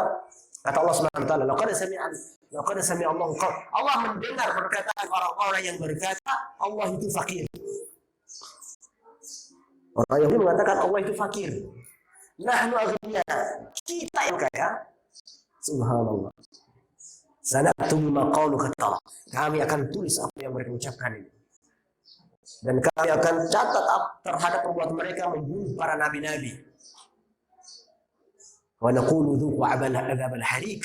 Dan kalau kami akan angkat pada mereka, rasakan azab dibakar, adzabal hariq. Ya, zalika bima qaddamat aydikum wa anna Allah laysa bidhallamin lil 'abid, kata Allah. Itulah yang balasan yang telah kalian kerjakan, dan Allah sama sekali tidak pernah menzalimi hamba-hamba. Nah, jadi ikhwatal iman rahmati Allah Subhanahu wa taala, hendaknya kita bersabar. Orang yang terjun di medan dakwah atau orang yang sudah mau berubah, mau beramal soleh, menjadi orang baik, pasti akan ada yang mengganggunya. Pasti akan ada yang menceritakannya, membicarakannya, mengkritiknya, merendahkannya, dan lain sebagainya. Ya.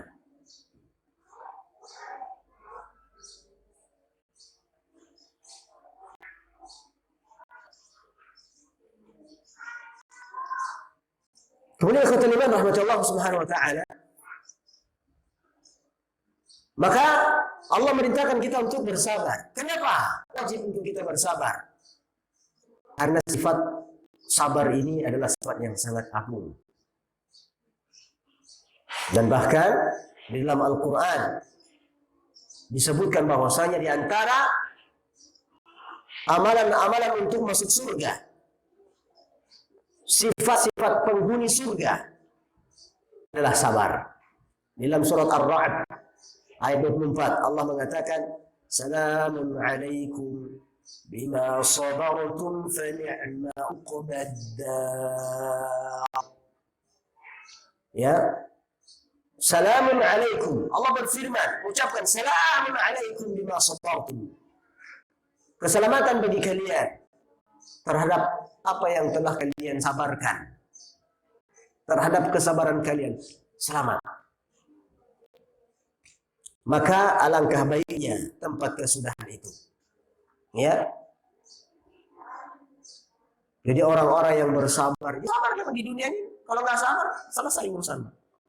Sholat ya harus sabar, puasa ya harus sabar, baca Quran ya harus sabar.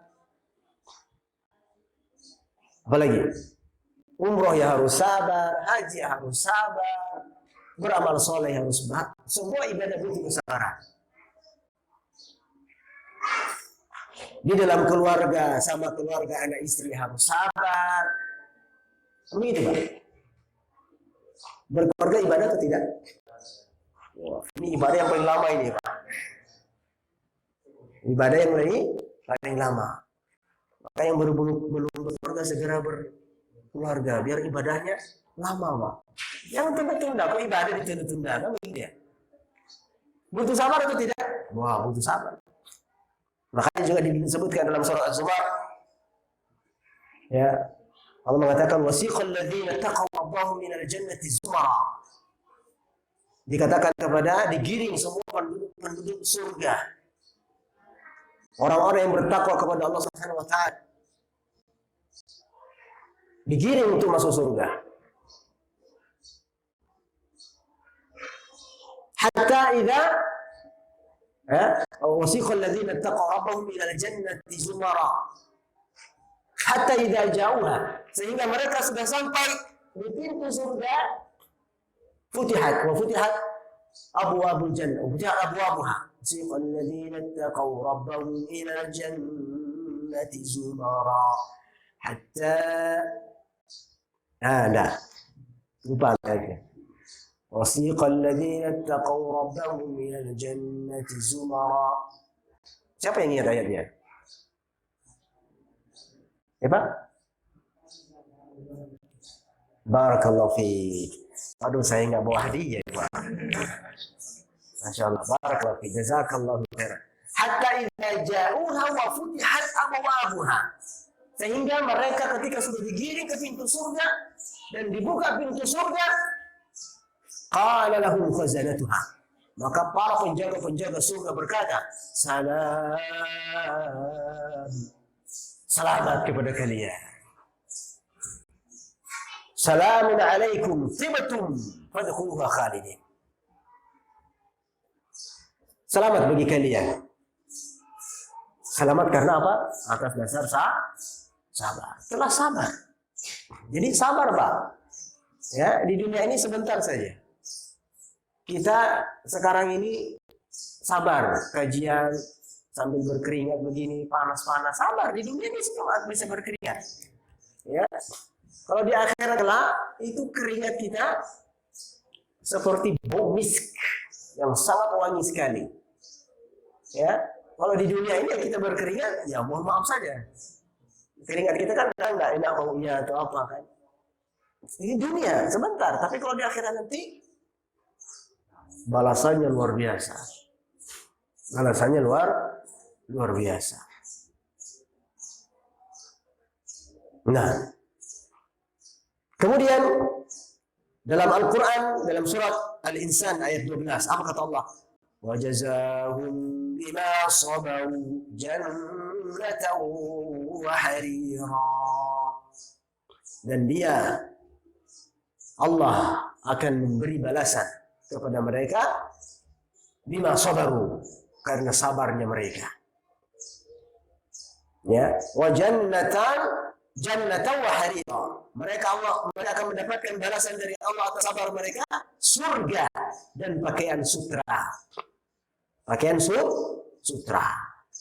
Karena di surga ini kita semuanya pakai sutra. Kalau di dunia ini tidak boleh. Maka dari sini sabar itu dibagi menjadi 3 bagian. Sabar dalam menjalankan ketaatan. Ya.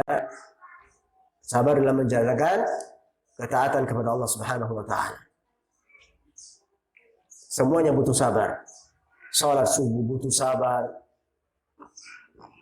Sabar untuk bangun pagi, ambil air wudu, menahan kantuk, sabar membangunkan anak-anak, membangunkan istri, semuanya butuh kesabaran. Sebagaimana Allah berfirman, wa'mur ahlaka bis-salati wastabir 'alaiha, dan perintahkanlah kepada keluargamu mendirikan salat dan bersabarlah kamu dalam mengerjakannya.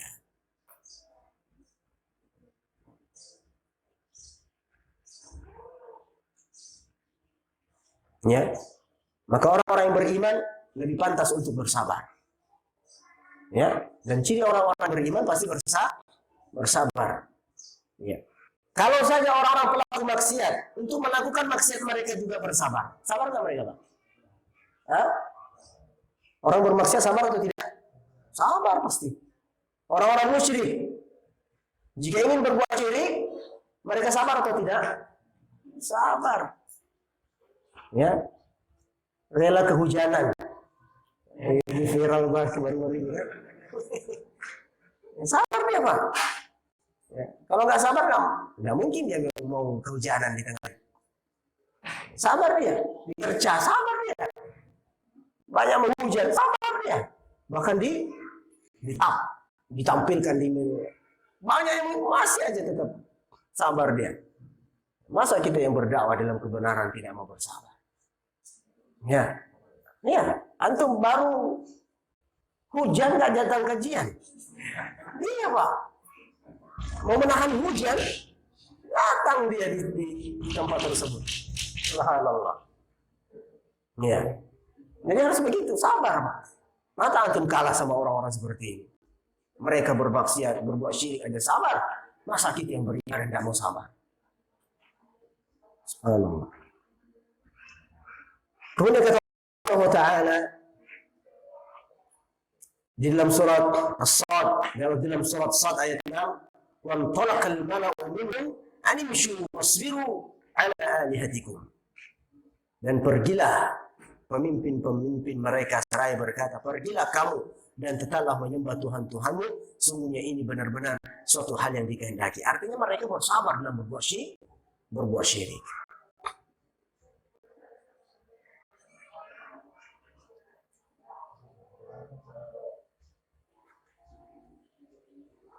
Baik.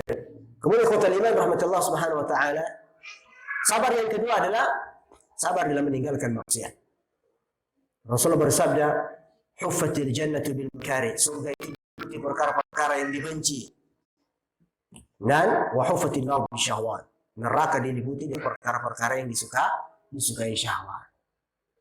Maka butuh sabar. Ya, bagaimana kita menahan syahwat kita ini yang biasanya cenderung untuk melakukan keburukan, ya kita tahan. Karena kesudahannya adalah neraka. Ya. Makanya Rasulullah mengatakan, "Hufatil jannatu bil makarih." Surga itu diliputi perkara-perkara yang dibenci. Adapun neraka diliputi perkara-perkara yang disukai.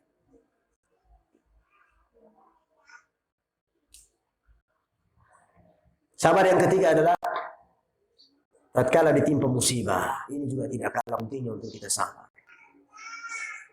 Ya, tidak kalah pentingnya untuk kita bersabar ketika ditimpa musibah. Semua pasti akan diuji oleh Allah. Maka ketika diuji tidak ada solusi lain kecuali bersabar. Bersabar dan meminta kekuatan kepada Allah Subhanahu wa taala.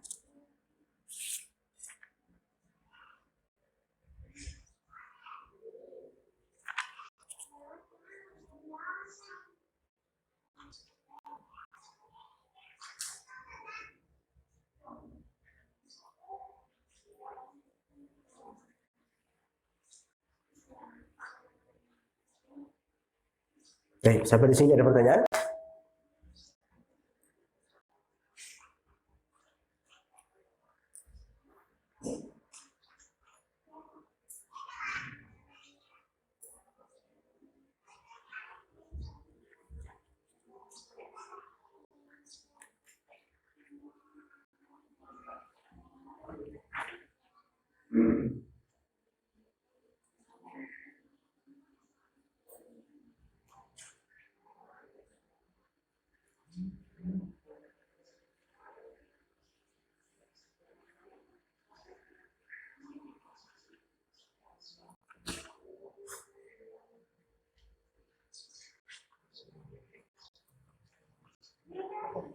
Baik. Sebelumnya kita tutup dengan perkataan dari Imam Al-Bukhari. Wa qala Al-Bukhari rahimahullahu taala. Imam Bukhari berkata, siapa itu Imam Bukhari? Imam Bukhari namanya adalah Abu Abdullah Muhammad bin Ismail bin Ibrahim bin Mughirah Al-Bukhari yang dilahirkan di kota Bukhara. Jadi Imam Bukhari ini disebutkan kepada tempatnya dia lahir. Ya, Al-Bukhari ini bukan nama orang penisbatannya, artinya tapi penisbatan kepada tempat. Di mana tempat beliau lahir? Namanya Al-Bukhara. Bukhara. Sehingga disebut Al-Bukhari. Yang terkenal malah tempatnya. Ada juga yang terkenal diangkat namanya dari nama siapa misalnya, dari kabilahnya misalnya. Ya, siapa misalnya kabilahnya atau misalnya dari golongan misalnya Al-Ansari. Ya, Al-Juhani, kabilahnya misalnya Al-Juhani, nama kabilahnya Al-Ansari dari kaum Ansar. Ada juga yang di-up atau yang diangkat itu adalah nama tempat. Seperti siapa? Imam Bukhari ini. Ya, karena beliau lahir di kota yang bernama Bukhara. Bukhara. Jadi kalau misalnya antum lahirnya di mana misalnya? Hah? Al-Jambi. Ya bisa jadi. Lahir di Sabah misalnya. As-Sabaki. Karena kalau Tanjung Jabung Timur susah, Pak. Al-Tanjung Jabung Timuri. Wah, Anda cocok. Ya, maka boleh menisbatkan atau misalnya penisbatannya kemana sukunya.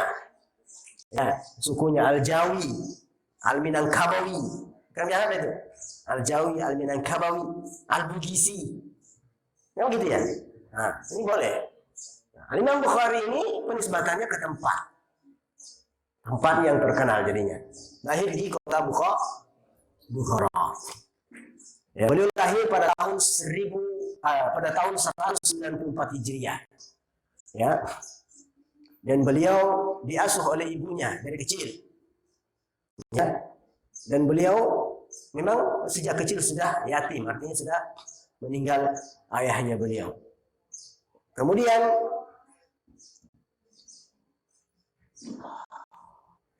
beliau pernah berkata, Imam Bukhari, babul ilmi qabla al-qawli wal amal.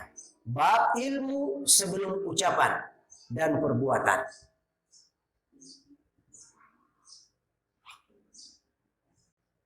Wa dalilu qawluhu ta'ala. Dalilnya apa?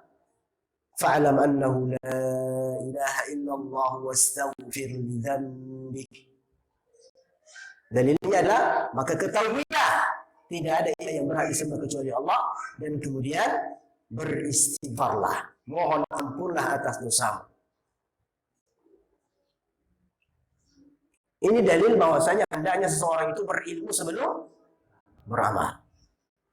Hendaknya berilmu sebelum beramal. Apa yang Anda mau amalkan, ilmu itu. Dan ilmu itu Al-Quran dan hadis. Jadi bapak-bapak, ibu-ibu, kalau mau beramal tanya dulu apa, mana dalilnya. Ilmui dulu, jangan hanya sekedar ikut-ikutan. Kan kita punya otak, betul tidak? Kita dikasih otak untuk berpikir, untuk bertadabur. Kita dikasih lisan untuk bertanya. Fas'alu ahla dzikri in kuntum la ta'lamun. Tanya kepada ahlinya ketika Anda tidak tahu. Kalau Anda tanya kepada ahlinya dari perkara yang tidak diketahui, insya Allah akan bermanfaat. Insya Allah akan selamat. Bukan hanya sok tahu. Orang yang sok tahu ini bahaya. Sok tahu misalnya dia bisa memperbaiki, ternyata yang ada merusak. Karena kenapa? Nggak tahu ilmunya. Ya. Nggak tahu ilmunya. Maka penting sekali babul ilmu itu. Makanya perintah untuk belajar itu wajib supaya bisa beramal dengan baik. Namun orang-orang sekarang itu kadang cuma mau ikut-ikutan saja. Taklid bahasanya. Ya, ikut-ikutan saja. Padahal bisa dia belajar, bisa dia bertanya. Ya, apalagi walillahil hamd. Kita sekarang hidup di era yang mudah. Ya, namanya agama itu Pak, dan dasarnya dalil. Ketika ada anjuran untuk beramal, maka harus ada dalil. Kalau tidak ada dalilnya, berarti buat apa kita kerjakan? Bukankah Rasulullah mengatakan dalam sebuah riwayat sahih, "Man 'amila 'amalan laysa 'alaihi amruna fahuwa raddun." Siapa yang beramal tidak ada perintahnya dari kami, maka dia tertolak. Jadi landasan agama itu ini, di antara hadis ini. Kalau mau beramal ya sudah, tanya dalilnya. Tanya dalilnya. Jadi kata beliau, babul ilmi qabla al-qawli wal amal. Bab tentang ilmu sebelum beramal dan berkata. Dalilnya dalam surat Muhammad ayat 19, fa'alam annahu la ilaha illallah wastaghfir li dzambik. Maka ketahuilah bahwasanya tidak ada ilah yang berhak disembah kecuali Allah, dan kemudian beristighfarlah. Fabada'a bil ilmi qabla al-qawli wal amal. Maka beliau pun harus mengilmui sebelum beramal. Ya sama, antum bekerja kan harus ilmui dulu. Betul tidak?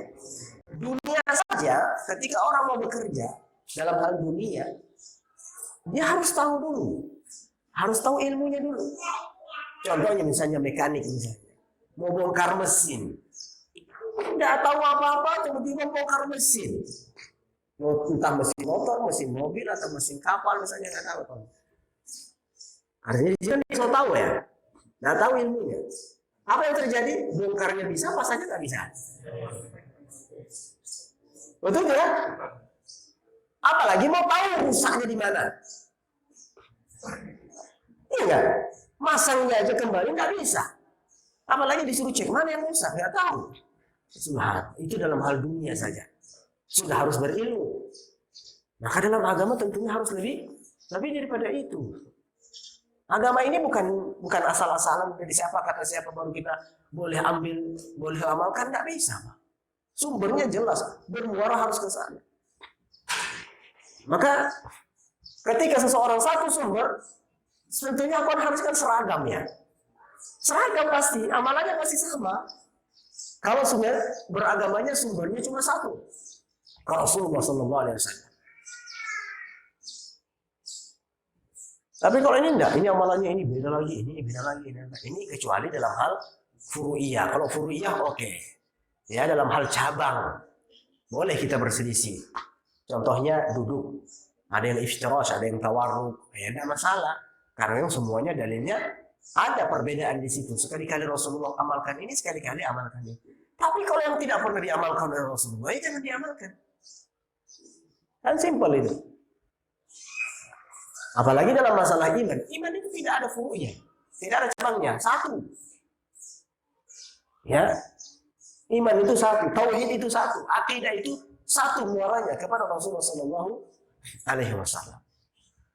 Nah, maka beliau mengatakan hendaknya seorang berilmu sebelum beramal dan berkata. Maka beliau di sini mengatakan kalimat tersebut menunjukkan wajibnya mempunyai ilmu pengetahuan sebelum berucap dan berbuat. Ya, sebelum berucap dan berbuat hendaknya berilmu dulu. Ini dalil yang tepat yang menunjukkan bahwasanya manusia hendaknya mengetahui dulu baru mengamalkannya. Ada juga dalil akli menunjukkan hal serupa, itu bahwasanya amal dan ucapan tidak akan benar dan diterima sehingga sesuai dengan syariat. Seseorang tidak akan tahu apakah amalnya sesuai dengan syariat atau tidak kecuali dengan ilmu. Akan tetapi ada beberapa hal yang manusia bisa mengetahuinya secara fitrah. Ya, seperti pengetahuan tentang bahwasanya Allah adalah satu-satunya sesembahan. Ya, sebab yang demikian itu sudah menjadi fitrah manusia. Karena itulah tidak perlu berusaha payah untuk mempelajari bahwa Allah itu Esa. Jadi ada yang namanya ilmu daruri. Ya, ilmu daruri, ada yang namanya ilmu ikhtiari. Jadi ilmu itu dibagi menjadi dua dari sisi. Ya, ada yang daruri, ada yang ikhtiari. Apa maksudnya daruri? Daruri itu artinya ilmu yang tidak perlu dipelajari. Sudah tahu kita, otomatis tahu. Kalau ini warna putih kan? Tidak ada yang warna hitam ini. Daruri sudah ini. Nah itulah. Api panas. Ada yang mau pelajari dulu api panas apa enggak ya? Coba dulu. Tes dulu, masuk dulu dalam api. Tidak ada. Sudah pasti tahu kita langsung tanpa ada pelajaran teori dan seterusnya. Es dingin. Sama seperti Allah, Tuhan. Esa. Ini ilmu yang sudah pasti, tidak perlu pelajari. Namun ada ilmu yang ikhtiari sifatnya. Ikhtiari itu artinya harus diusahakan. Harus dicari, harus dipelajari. Ya tentunya ya seperti yang ada di dalam syariat kita, dari amalan-amalan yang ada yang harus kita pelajari. Sholat, bagaimana caranya, berapa rakaat. Kalau ada kejadian seperti ini, saya lupa dan seterusnya, apa yang harus saya kerjakan, sujud sahwi, ya banyak sekali macam-macam yang perlu kita pelajari dalam agama ini. Nah, sampai di sini kajian kita dan insya Allah pada pertemuan berikutnya kita akan lanjut pada pembahasan yang lain insya Allah. Ada pertanyaan? Ya.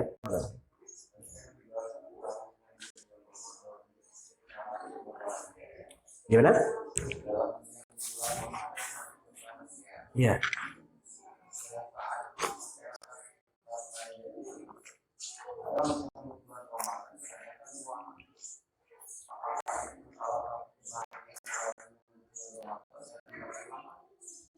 Dengan ruahan.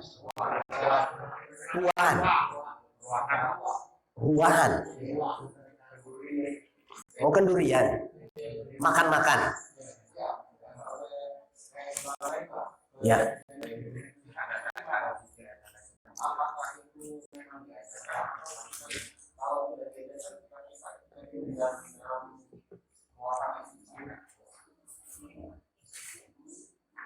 Nah, barakallahu fiik. Ya memang wajib untuk kita sambut bulan suci Ramadan ini dengan sukacita, karena yang memberi kabar gembira adalah Rasulullah Sallallahu Alaihi Wasallam. Yang namanya kabar gembira disambut sukacita atau duka? Pasti sukacita ya. Ada hadis yang tersebar di kalangan masyarakat yang hadisnya palsu, bahkan mungkar. Di antara hadisnya adalah berkata, "Man fariha bidukhuli Ramadhana haramallahu jasadahu minan niran. Siapa yang berbahagia atas masuknya atas masuknya bulan suci Ramadan, maka Allah haramkan jasadnya dari api neraka. Itu hadisnya mungkar. Hadisnya palsu. Namun sayangkan sering kita dengarkan hadis-hadis ini di atas mimbar. Ya enggak? Di bulan suci Ramadan sering terdengar. Siapa yang bergembira masuknya bulan suci Ramadan, maka Allah akan haramkan jasadnya dari api neraka. Rasulullah bersabda, hadisnya tidak benar ini. Namun ada hadis yang lain yang sahih. Seperti apa yang diriwayatkan oleh Imam Ahmad di dalam kitabnya Al-Musnad yang disahihkan oleh Imam Syu'aib Al-Arnaut. Dalam sebuah hadis Rasulullah bersabda, "Qad ja'akum Ramadan. Syahrul mubarak. Iftaradallahu 'alaikum siyamahu. Tuftahu abwabul jannati wa tughlaqu abwabul jahim wa tughallu syayatin. Fihi lailatun khairun min alfi syahr. Faman hurima khairaha faqad harim," kata Rasulullah SAW. Kata Rasulullah, telah datang bulan suci Ramadan. Bulan yang penuh dengan keberkahan. Allah mewajibkan kepada kalian untuk berpuasa. Dibuka pintu-pintu surga di bulan suci Ramadan. Ditutup pintu-pintu neraka di bulan suci Ramadan. Dan setan-setan semua dibelenggu. Ada satu malam yang lebih baik daripada 1000 bulan, kata Rasulullah. Siapa yang terhalangi dari kebaikannya, maka dia terhalang dari semua kebaikan. Kata Syekh Salih Al-Fauzan hafizahullah mengatakan bahwasanya ini adalah bisyarah dari Nabi. Bisyarah artinya kabar gembira dari Nabi untuk para sahabatnya. Rasulullah beritakan, ini ada bulan Ramadan. Diumumkan, telah datang bulan suci Ramadan. Bulan yang penuh berkah. Kira-kira kegembira atau tidak? Nah, kalau kabar gembira seharusnya kita gimana? Gembira. Apalagi jelas Rasulullah mengatakan, pintu surga dibuka. Pintu neraka ditutup. Orang yang bergembira berarti orang yang tahu yang mau datang ini siapa. Kalau Anda nggak tahu siapa yang mau datang, kira-kira cuek pasti bayar. Contohnya tamu, ada yang mau datang tamu, kita tahu tamu yang agung ini. Kira-kira siap-siap nggak? Gembira nggak? Gembira. Tapi nggak tahu tamu itu siapa, biasa aja pasti kayak tamu yang lain. Karena apa, kita nggak tahu. Ramadan juga demikian. Yang menyambutnya dengan sukacita adalah orang-orang yang tahu tentang Ramadan. Maka hendaknya bergembira. Bukan kalau mengatakan bukan Rasul mengatakan dibuka pintu surga. Artinya tinggal masuk. Tidak ya? Pintu neraka ditutup. Nah, maka kata beliau Syekh Shalih Al-Fauzan mengatakan, ini adalah kabar gembira dari Rasulullah untuk para sahabatnya. Walaysa hadhihi ikhbaran mujarradah. Dan ini bukan hanya sekedar berita begitu saja, kayak berita-berita biasa begitu, enggak. Ya. Wa innama bisyaratun bi musimin azim, kata beliau. Melainkan ini adalah sebuah kabar gembira terhadap musim yang mulia, yang agung. Musim semua kebaikan ada di sana. Di bulan suci Ramadan. Maka wajib bergembira. Nah, cara bergembiranya seperti apa? Ya bergembira. Dalam hati kita bergembira menyambutnya. Kita sudah berharap berdoa kepada Allah. Sampaikan bulan suci Ramadan keadaan sehat walafiat. Ya. Adapun cara-cara yang lain dalam menyambut bulan suci Ramadan yang menunjukkan sebuah kegembiraan, ya tentunya harus punya dalil, harus punya contoh. Siapa yang dicontoh di sini? Adakah pernah sahabat-sahabat melakukannya? Adakah pernah salafus saleh melakukannya? Atau adakah pernah Rasulullah meriwayatkan bahwasanya menyambut bulan suci Ramadan dengan cara seperti ini?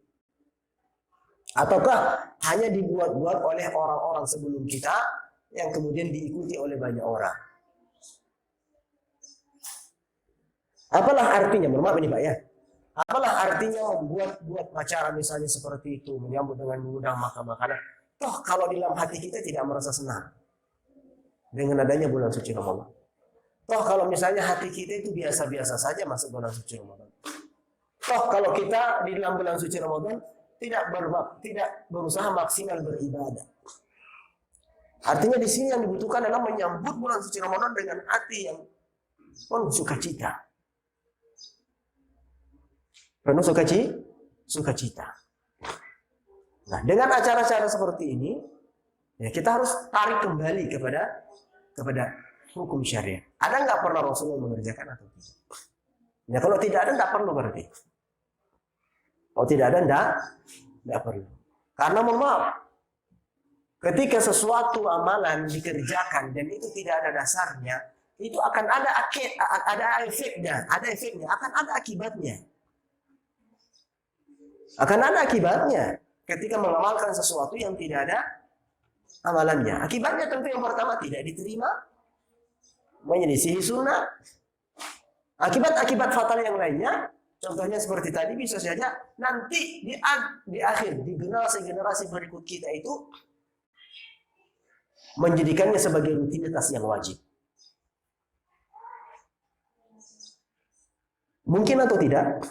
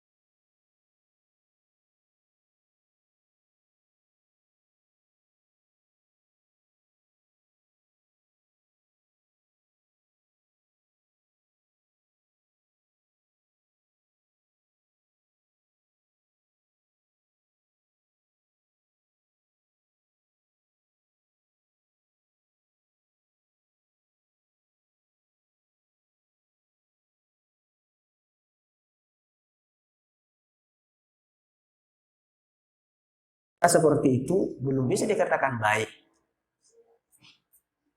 Karena tidak pernah dicontohkan oleh Nabi. Makanya kita kembalikan tadi. Yang jelas-jelas aja lah yang kita cari. Puasa memberi makan